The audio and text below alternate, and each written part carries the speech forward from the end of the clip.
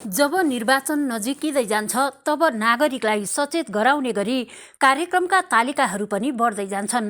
दिनहुँ जसो कुनै न कुनै सङ्घ संस्थाहरूले कार्यक्रमको आयोजना गरिरहेका हुन्छन्। यसै क्रममा आइतबार समाज रूपान्तरणको पाठशाला मार्क्सवादी ज्ञान केन्द्रले समाजवादको नेपाली मार्गचित्र विषयक विचार गोष्ठीको आयोजना गर्यो। उक्त कार्यक्रममा युवा नेता तथा लेखक डीपी ढकालले कार्यपत्र प्रस्तुत गर्नुभएको थियो। समाजवादको नेपाली मार्गचित्र के हुन्छ भन्ने कुरा नै प्रमुख विषय हो। कसरी समाजवाद निर्माण हुन्छ र कस्तो समाजवाद निर्माण गर्न खोज्दैछौ भन्ने प्रश्न आजको दिनमा नेपाली कम्युनिस्ट आन्दोलनको सर्वाधिक महत्त्वपूर्ण प्रश्न हो। हामीले नेपाली कम्युनिस्ट आन्दोलनलाई अगाडि बढाउने सन्दर्भमा नेपाली कम्युनिस्ट आन्दोलनले निर्माण गर्ने समाजवादको मोडल र समाजवादको बाटोको बारेमा एउटा कार्यपत्रमा सबै कुरा समेट्न सम्भव छैन र सम्भव हुने कुरा पनि होइन। धेरैवटा बहसहरूमा पार्टीहरूका महाधिवेशन र सम्मेलनहरूमा गरिने बृहतभन्दा बृहत बहसहरूबाट नै समाजवादको मार्गचित्रको स्वरूप तयार हुनेछ। युवा नेता तथा लेखक डीपी ढकाल। नेपाली कम्युनिस्ट आन्दोलनलाई अगाडि बढाउने सन्दर्भमा नेपाली कम्युनिस्ट आन्दोलनले निर्माण गर्ने समाजवादको मोडल र समाजवादको बाटोको बारेमा एउटा कार्यपत्रमा सबै कुरा समेट्न सम्भव छैन र त्यो सम्भव हुने कुरा पनि होइन। यस्ता धेरैवटा फोरमहरूमा धेरैवटा बहसहरूमा र पार्टीहरूका महाधिवेशन र सम्मेलनहरूमा गरिने बृहतभन्दा बृहत बहसहरूद्वारा नै समाजवादको मार्गचित्रको स्वरूप प्रारूप तयार हुनेछ भन्ने मैले विश्वास लिएको छु र यो बहस उठान गर्न सजिलो होस्, आजको गोष्ठीमा छलफलमा एउटा बहस उठान गर्न सजिलो होस् भनेर मैले एउटा अवधारणालाई यहाँ पेश गरेको छु। म यसलाई यहाँ वाचन गरेर सुनाउन चाहन्छु। समाजवादको नेपाली मार्गचित्र एक अवधारणा। पृष्ठभूमिमा मैले कार्ल मार्क्सको एउटा कोटेसनबाट सुरु गरेको छु। विकासको खास अवस्थामा समाजका वस्तुगत उत्पादक शक्तिहरूको विद्यमान उत्पादन सम्बन्ध वा त्यसको कानुनी अभिव्यक्ति अहिलेसम्म कार्यरत रहँदै आएको ढाँचाभित्रको सम्पत्ति सम्बन्धसँग अन्तर्विरोध पैदा हुन्छ। जब ती सम्बन्धहरू उत्पादक शक्तिहरूको विकासको माध्यमबाट बाधकमा परिणत हुन्छन् तब सामाजिक क्रान्तिको युग सुरु हुन्छ। आर्थिक आधारमा हुने परिवर्तनले ढिलो या चाँडो सम्पूर्ण उपरि संरचनामा परिवर्तन ल्याउँदछ। Karl Marx. सन् 1980 को दशकपछि कम्युनिस्ट अथवा समाजवादी आन्दोलनले वैचारिक चुनौतीहरूको सामना गरिरहेको छ। अझै चुनौती तथा प्रश्नहरूको चाङ थपिने क्रम बढ्दो छ। साथसाथै सही उत्तरको अभाव पनि बढ्दै गइरहेको छ। सन् 1990 को दशकमा समाजवादको सोभियत मोडलको प्रयोगमा पैदा भएका समस्याहरूका कारण सोभियत सङ्घको विघटन भएपछि समाजवादी शिविरमा झनै ठुला चुनौतीहरू देखा परे। माओको निधनपछि निकारागुआ, पेरु र नेपालमा कम्युनिस्ट पार्टीको नेतृत्वमा शक्तिशाली सशस्त्र आन्दोलन चले। नेपाल र निकारागुआको सशस्त्र आन्दोलनले तुलनात्मक रूपमा केही उपलब्धि हासिल गरे तापनि पेरुको आन्दोलनले गम्भीर धक्का बेहोर्न पुग्यो। नेपालको कम्युनिस्ट आन्दोलन जुन लामो समयदेखि चल्दै आइरहेको छ, यो आन्दोलन एउटा निष्कर्षमा पुगेको छैन। एउटा मात्रै पार्टी नेपालको इतिहासमा संसदीय घेराभन्दा बाहिर छ, त्यो हो नेपाल कम्युनिस्ट पार्टी बहुमत। नेपालमा नयाँ जनवादी क्रान्ति भएको छैन, समाजवादी क्रान्ति भएको छैन, कम्युनिस्ट प्रणाली समाजवादी प्रणाली लागू भएको छैन। तर यहाँभित्र समाजवादी मको प्रणाली खोज्ने प्रयत्न भएको छ। समाजवाद कसरी आउँछ त नेपाल या विश्वमा पनि? किन समाजवाद आएन? म पनि एउटा त्यो नेता हुँ। 2046 सालको जनआन्दोलनमा भाग लिए। चैत्र 24 को आन्दोलन घोषणा मैले गरेको थिएँ जस्तो लाग्छ। मार्क्सवाद, लेनिनवाद र माओवादलाई संसारभर प्रचार प्रसार गर्नको निमित्त र संसारभरका नलेजहरूलाई नेपालमा केन्द्रित गरेर सफल पार्नको निम्ति सङ्घर्ष गरेको नेता पनि हो म। यही खुलासा गर्दै नेपाल कम्युनिस्ट पार्टी बहुमतका संयोजक धर्मेन्द्र बास्तोला। र हामीलाई के लाग्छ भने त्यो मार्क्सवाद सम्मत छ भन्ने हामीलाई लाग्छ। र मलाई के लाग्छ भने जस्तो कार्यपत्र प्रस्तुता कमरेडले पनि यहाँ प्रस्तुत गर्नुभयो, त्यसको सारमा पनि त्यही नै छ कि नेपालमा मार्क्सवादी आन्दोलन निष्कर्षमा पुग्न सकेका छैन। त्यसो भएपछि यो आन्दोलनमा संसदीय घेराभन्दा बाहिर बसेको पार्टी, म तपाईँलाई सायद यत्रो पत्रकारहरूको अगाडि, यत्रो विद्वानहरूको अगाडि म क्लेम गर्छु, यहाँ दाबी गर्छु, एउटा मात्रै पार्टी नेपालको इतिहासमा अहिले बाँकी रहेको केवल एउटा मात्रै पार्टी मैले नेतृत्व गरेको नेपाल कम्युनिस्ट पार्टी बहुमत संसदीय घेराभन्दा बाहिर भएको पार्टी हो। त्यो पार्टीलाई तपाईँले माधव नेपालजी प्रचण्डजी सहित आमन्त्रण गर्नुभएको छ। निश्चित रूपमा तपाईँ केही कुराहरू सुन्नको निम्ति, माओवादी कुरा, मार्क्सवादी लेनिनवादी माओवादी कुरा सुन्नको निम्ति आमन्त्रित गर्नुभएको छ भन्ने मलाई लाग्छ। त्यसो गर्दाखेरि म पहिले यो कार्यपत्र जो प्रस्तुत भएको छ त्यसमा राम्रो कुराहरू छ, त्यसमा म धन्यवाद दिन चाहन्छु। त्यसमा विमति हुने कुरा भएन। तर म यहाँ केही विषयहरू चाहिँ म तपाईँहरूको अगाडि यो कार्यपत्रसँग सम्बन्धित होइन, मार्क्सवादी सम्बन्धित नेपालको कम्युनिस्ट आन्दोलनसँग सम्बन्धित विषय चाहिँ म तपाईँहरूलाई उठाउन चाहन्छु। यो मार्क्सवादी केन्द्रले नोट पनि गरोस्, अध्ययन पनि गरोस्, छलफल पनि गरोस्, बहस पनि गरोस् र यो मित्रहरूले पनि चाहिँ के छ भने त्यसलाई अध्ययन गर्ने, छलफल गर्ने, मनन गर्ने काम गरियोस्। मेरो आग्रह चाहिँ के छ भने त्यहाँ हुन्छ। यो कार्यपत्र सुन्दै गएपछि पढ्न त पाएको छैन मैले, यहाँ अहिले पढ्ने सम्भव त भएन। सुन्दै गएपछि कस्तो अनुभूति भयो भन्दाखेरि मैले अलिकति क्रिटिकल पोइन्ट अफ भ्यूबाट मात्रै गर्न खोजेको। छोरो पाउनु कहाँ छ बुहारी खोज्नुको तर्खर भने जस्तो यहाँ चाहिँ मलाई चाहिँ अनुभूति भयो। अर्थात् त्यसलाई अर्को भाषामा भन्दाखेरि छोरी पाउनु कहाँ छ ज्वाइँ खोज्नुको के अरे तत्पर भने जस्तो खालको चाहिँ अनुभूति चाहिँ त्यहाँ भयो। किन भयो त्यो भन्दाखेरि हाम्रो देशमा नयाँ जनवादी क्रान्ति पनि भएको छैन, समाजवादी क्रान्ति पनि भएको छैन, कम्युनिस्ट प्रणाली समाजवादी प्रणाली लागू भएको छैन। तर यहाँभित्र समाजवादी अर्थ प्रणाली खोज्ने प्रयत्न चाहिँ के छ गरिएको छ।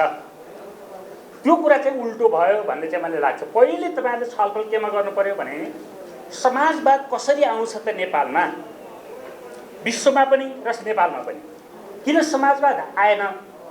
नआएको कुरो त सबैलाई थाहा छ। सबै हामी भिक्टिमाइज छौँ। म पनि एउटा त्यो नेता हुँ जसले 46 सालको जनआन्दोलनमा भाग लियौँ। हामीले चैत्र 24 गतेको त्यति बेलाको संयुक्त राष्ट्रिय जनआन्दोलन नेपाल कम्युनिस्ट पार्टी मसाल, मोटो मसालको तर्फबाट चैत्र 24 गतेको आन्दोलन मैले घोषणा गरेको थिएँ पार्टीको तर्फबाट। म चाहिँ माथि चढेर महामन्त्री, त्यति बेला प्रचण्डजी हुनुहुन्थ्यो, त्यो बेला महामन्त्री महासचिव बन्ने चलन थियो, पार्टी मसाल पार्टीको तर्फबाट मैले चाहिँ के छ भने कीर्तिपुरमा माथि चढेर भोलि हाम्रो आन्दोलन छ पर्सि चैत्र 24 गते भनेर घोषणा गरेको थिएँ मैले पार्टीको तर्फबाट। हामी त्यो आन्दोलनमा लाग्यौँ। म पनि त्यो नेता हो जसले जनयुद्धको तयारी हामीले लामो समयदेखि गऱ्यौँ। लामो समयदेखि जनयुद्धको तयारी हामीले गऱ्यौँ। म पनि त्यो नेता हो जसले मार्क्सवाद लेनिनवाद माओवादलाई संसारभरि प्रचार गर्नको निम्ति र संसारभरिका नलेजहरूलाई नेपालमा केन्द्रित गरेर त्यसलाई सफल पार्नको निम्ति सङ्घर्ष गरे नेता म पनि हो। र म तपाईँलाई भन्छु, म नै एउटा नेता हो हाम्रो कम्युनिस्ट माओवादी पार्टीभित्र जसले शेरबहादुर देउवाले बेल्जियमबाट 5000 थान मिनिमी हतियार चाहिँ के छ भने डिल गरेको हतियारलाई खारेज गराउने, युरोपमा बसेर माओवादका विरुद्धमा, जनताका विरुद्धमा हतियार प्रयोग हुन्छ भन्दै त्यति बेलाका त्यहाँका माननीय त्यहाँका मन्त्रीहरू भूमिगत बसेर खारेज गर्नको निम्ति आन्दोलन चलाएर त्यो ठाउँमा पुर्याउने नेता पनि म नै हो। नेपालको कम्युनिस्ट आन्दोलनमा क्रान्तिकारी आन्दोलन 3 वटा भए। पहिलो झापा आन्दोलन हो, सर्वहारा श्रमिक आन्दोलन, दोस्रो र तेस्रो 10 वर्षे सशस्त्र जनयुद्ध। यी आन्दोलनहरूले पनि समाजलाई रूपान्तरण गर्यो। नेपालको कम्युनिस्ट आन्दोलनमा जति महाधिवेशन भए, कार्यदिशा बने, ती सबै लङ्गडो बने। झन्डै 3 करोड जनसङ्ख्यामा 1-2 लाख भोट पाउँदैमा त्यो नेताले देशको जिम्मेवारी सम्हाल्न सक्दैन। न केपी ओलीले सक्छन्, न माधव नेपालले, न त शेरबहादुर देउवाले नै। तर मैले धेरै मत बटुल्न पनि सक्छु र देश सम्हाल्न पनि। यही दाबीका साथ फेरि पनि धर्मेन्द्र बास्तोला।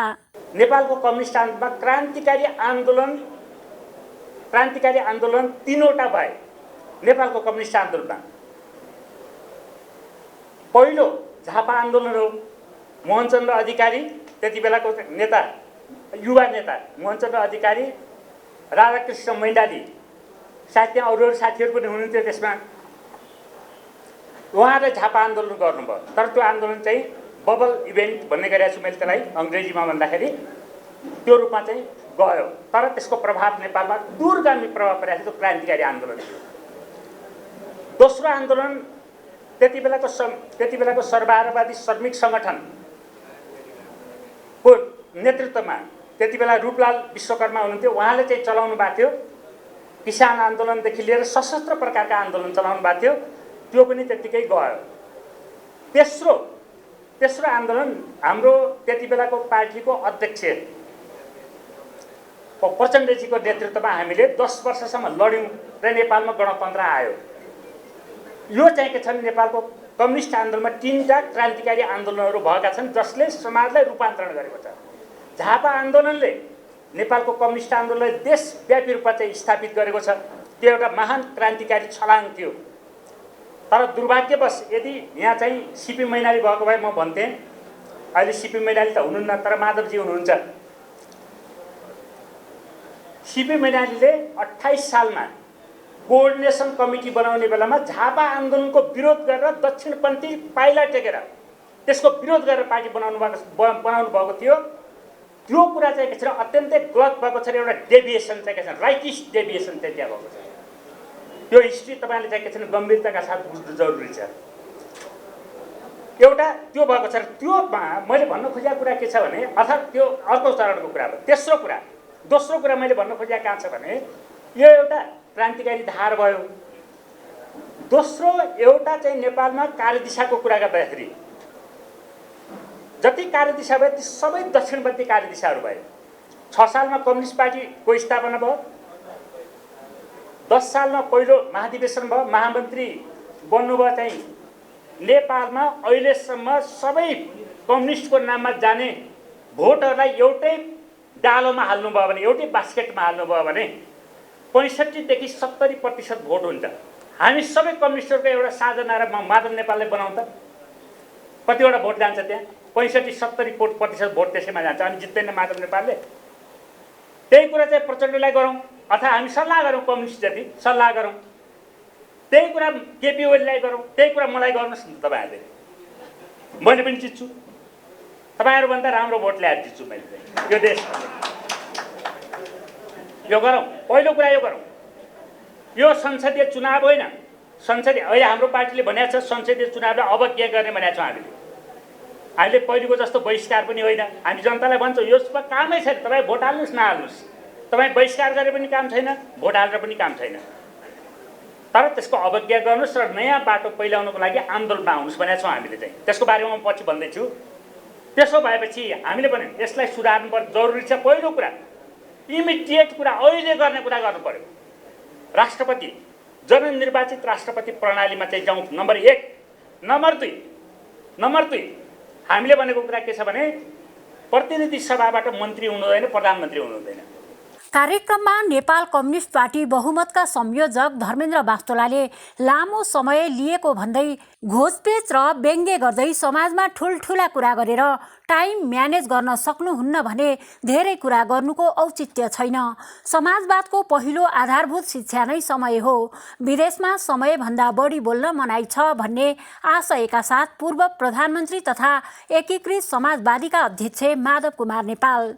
पुँजीवादीहरूले पनि बुझेका छन्, साम्यवादीहरूले पनि बुझेका छन्। कसले बुझेका हुँदैन भने सामन्तवादीहरूले बुझेका हुँदैन। एउटा आनन्द हुन्छ, घन्टौँ बिताएको छ, हप्तौँ बिताएको छ। त्यो सामन्तवादीहरूलाई टाइमसँग कुनै मतलब हुँदैन। यो कृषि प्रधान अवस्थाको यो पुरानो चिन्तन मात्रै हो। औद्योगिकरणको युग सुरुवात भएदेखि समयको अत्यन्तै मिनट सेकेन्डको महत्त्व हुन्छ। अहिले म भारतमा भएको भए टाइमभन्दा बढी बोल्ने बित्तिकै कलर समातेर ठ्याक्क राखिदिन्छु। म गएको छु त्यहाँ भारतका कार्यक्रमहरूमा, जो उद्घोषक हुन्छ यति कडा हुन्छ, दिएको समयभन्दा 1 मिनट पनि बढी बोल्यो भने कलर समात्छ, राखिदिन्छ। अब कलर समात्न आउँदैछ भने डरले ऊ आफै सकिदिन्छ। मलाई बोलाएको थियो एउटा कार्यक्रममा, जम्मा कार्यक्रम भयो 1.5 घन्टा। बोल्ने मान्छे भए 20 जना, तर कार्यक्रम टाइममा सुरु गरे, टाइममा सम्पन्न गरे। एउटाले अलि टाइम मिस्दै थियो, 1 मिनटको समय दिएको, 2 मिनट जान खोज्दै थियो, ठ्याक्क चाहिँ अगाडि आउने बित्तिकै सुट्ट बसिहाल्यो। त्यो सिपिआइएमएलको पनि कार्यक्रममा मैले त्यही देखेँ। उद्घोषक पातलो देख्यो भने सातो जान्छ। म दक्षिण कोरियामा गएको थिएँ, त्यहाँको कार्यक्रममा चाहिँ समय दियो एकजनालाई 45 सेकेन्ड, 45 सेकेन्डमा उसले आफ्नो भाषण सक्यो। अर्कोलाई दियो 1 मिनट, मलाई समय दिएको थियो, प्रमुख अतिथि म थिएँ, मलाई कानमा खुच्चुक भन्यो 5 to 10 मिनट्स, अनि मैले 7 मिनटमा भाषण सकेर बसेँ। यो सबभन्दा पहिले हामी आफ्नो कार्यशैलीमा बानी व्यवहारमा सुधार गर्नुपर्छ। समाजवादको पहिलो कुरा के हो भने वैज्ञानिक नियमको पालना गर्नु। र अब अर्को कुरा म भन्न चाहन्छु, जहिले पनि कम्युनिस्टहरू यथार्थवादी हुन्छ। पुरानो सन्दर्भको कुरा ल्याउनुभयो हाम्रो धर्मेन्द्रजीले, त्यसमा अलिक करेक्सन गर्नुहोस्। 28 सालमा होइन, 2031 सालको जेठ 14 र 15 गते यो 2 दिन 2 जना नेता बसेका थियौँ। झापाको पार्टीको नेता सिपी मैनाली, मोरङ पार्टीको नेता माधव नेपाल, ये 2 जना हामी बसेर क्रान्तिकारी अपिल नामको अपिल प्रकाशित गरेका थियौँ। 31 सालको जेठ 14 र 15 गते विराटनगरको रानीमा पनि मेरै डेढा। त्यसपछि 32 सालको जेठ 24 र 25 गते कोर्डिनेसन केन्द्रको हामीले स्थापना गरेका थियौँ। र स्थापना गर्दाखेरि 8 जना नेता मध्ये 6 जना त्यहाँ पुग्नुभयो, 2 जना नआए पनि हामीले 8 जनालाई संस्थापक नेता भन्यौँ। 8 जना मध्ये सिपी मैनाली सचिव र पोलिट ब्युरो मेम्बर म थिएँ, र 1 जना अर्को भारतका नक्सल आन्दोलनका नेता थिए, उनी पछि गए, मारिए आदि इत्यादि। अब जहाँसम्म 31 सालमा या 32 सालमा रहँदाखेरि दक्षिणपन्थी होइन, एउटा उग्र वामपन्थी भड्काउ हाम्रो दिमागमा थियो। हामीले A1 area, 1 unit, 1 squad, 1 action को नीति अगाडि सारेका थियौँ।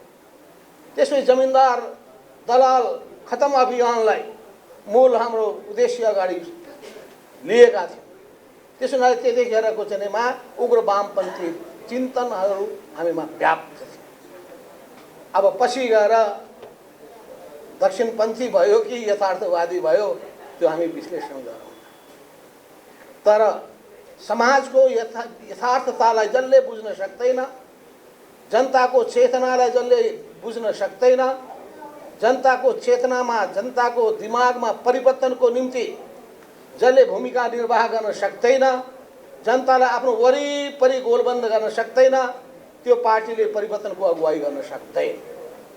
त्यसो हुनाले यहाँ सङ्ख्याको कुरा ल्याउनु भयो कि बहुमत जनताले भोट खसालेपछि त्यो क्रान्तिकारी हुँदैन। श्रीलङ्कामा राष्ट्रपतिको चुनाव चुन्नेको प्रणाली भएको हुनाले त्यो ठिक हो भन्ने कुरा होइन। श्रीलङ्का मान्छे आजित भइसकेका छन् र यो प्रणाली सबैभन्दा खतम प्रणाली हो भनिरहेका छन्। फिलिपिन्सका जनता वाक्क दिक्क भइसकेका छन्। प्रत्यक्ष रूपमा आएका राष्ट्रपति कति तानाशाह हुन्छन् भने उनीहरूले भोगिसकेका छन्। अब यो नेपालमा अर्को तानाशाह जन्माउन खोजेको हो भने त्यो प्रणालीमा जाउँ, नभए त्यसले जनवादी नेता, क्रान्तिकारी नेता जन्माउला भन्ने मलाई विश्वास छैन। त्यसो हुनाले प्रणालीको चाहिँ विश्लेषण भनेको यो शासन प्रणालीको आधारले मात्रै हुँदैन, यसको आर्थिक सम्बन्ध, सामाजिक सम्बन्धसँग जोडिएको हुन्छ, उत्पादन सम्बन्धसँग जोडिएको हुन्छ। अर्थात् त्यो समाज समानतामा आधारित समाज निर्माण गर्ने उद्देश्यमा कति अगाडि बढिरहेको छ, न्यायको स्थापना गर्ने कुरामा कति अगाडि बढिरहेको छ, विकासको बाटोमा कति लम्काउन सकिएको छ। त्यसो हुनाले समाजवादका बारेमा तपाईँहरूको यो कार्यपत्रको बारेमा भनौँ या विषयको बारेमा भनौँ, मलाई लागेको टिप्पणी गर्नुपर्ने कुरा के हो भने समाजवाद नै के हो भन्ने बारेमा तपाईँहरूले विषय राख्नु पर्दथ्यो, त्यसको एउटा च्याप्टर राख्नु पर्दथ्यो। के हुँदाखेरि समाजवाद हुन्छ? उत्पादनमा वृद्धि गरेर समाजवाद हुन्छ कि त्यसो भए के भन्छन् यो सिङ्गापुरमा समाजवाद किन छैन?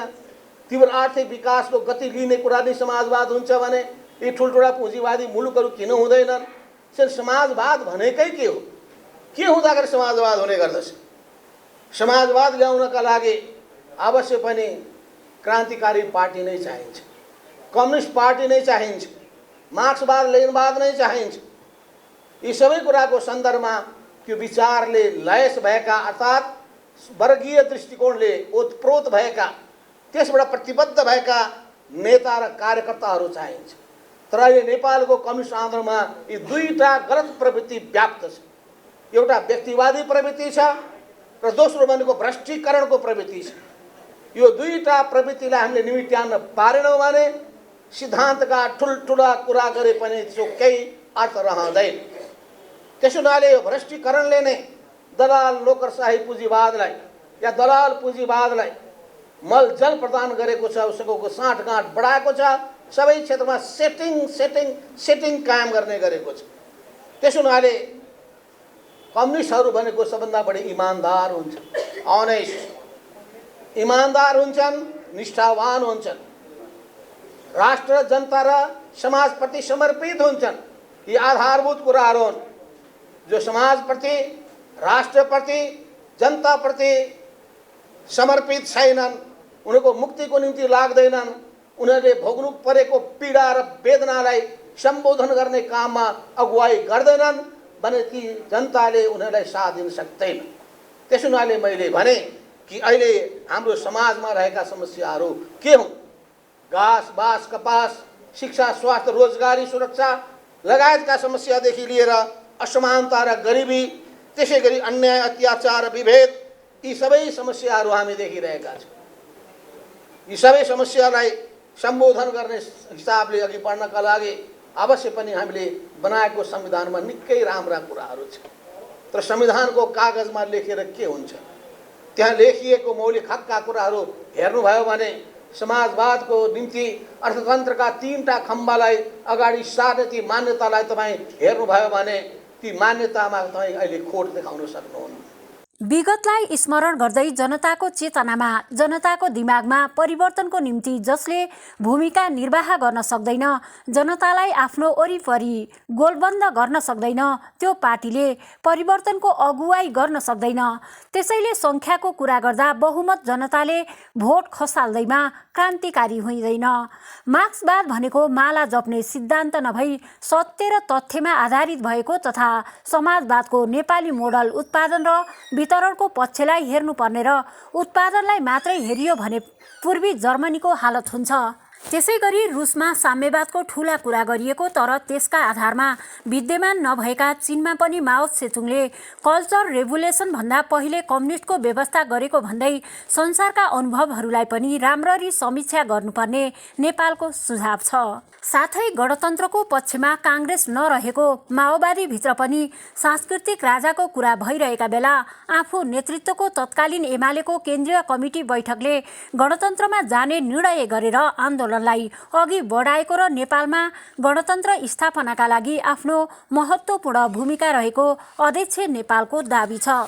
ओमकार टेलिभिजनका लागि क्यामेरामा हरि भण्डारीका साथ शान्ता लम्साल, काठमाडौँ।